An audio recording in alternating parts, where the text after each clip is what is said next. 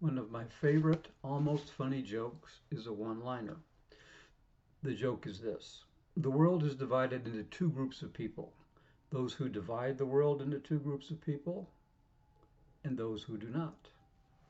There are those who live in a world of either or and those who do not. I try to live in a world of both and, but it doesn't always work. The reading for Sunday is a story from the life of the prophet Elijah. And Elijah is as either or as you can possibly get.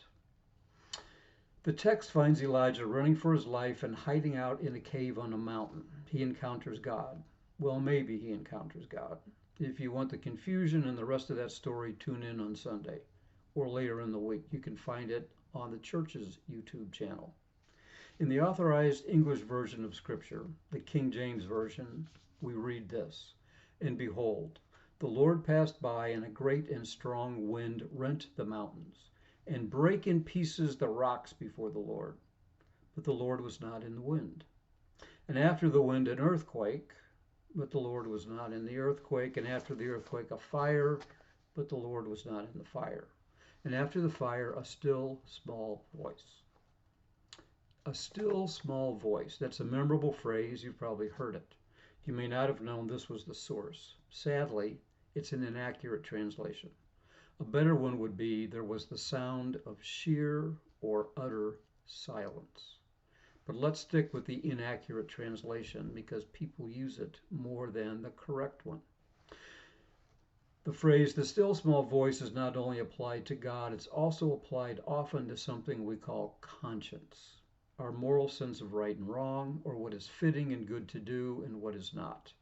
The still small voice of conscience. Even Gandhi quotes it, saying, "The human voice can never reach the distance that is covered by the still small voice of conscience."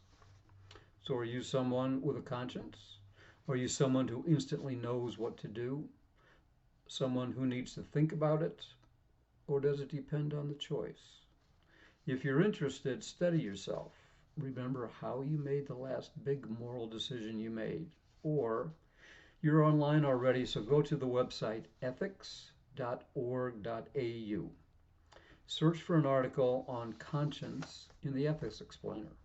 The writer sets up an either or under the section entitled Conscientious Objector. I know Christians who are on both sides of the division, the either or he sets up. Where are you? What matters most to you? Your own beliefs, and you'll cling to them no matter what? Or does it matter to you what is good for others if your own beliefs get in the way? Like me, maybe you're sometimes both. I know Christians on both sides of that. I know Christians who will quote scripture on both sides of that. And I'm not sure exactly what that means. But look at yourself and decide.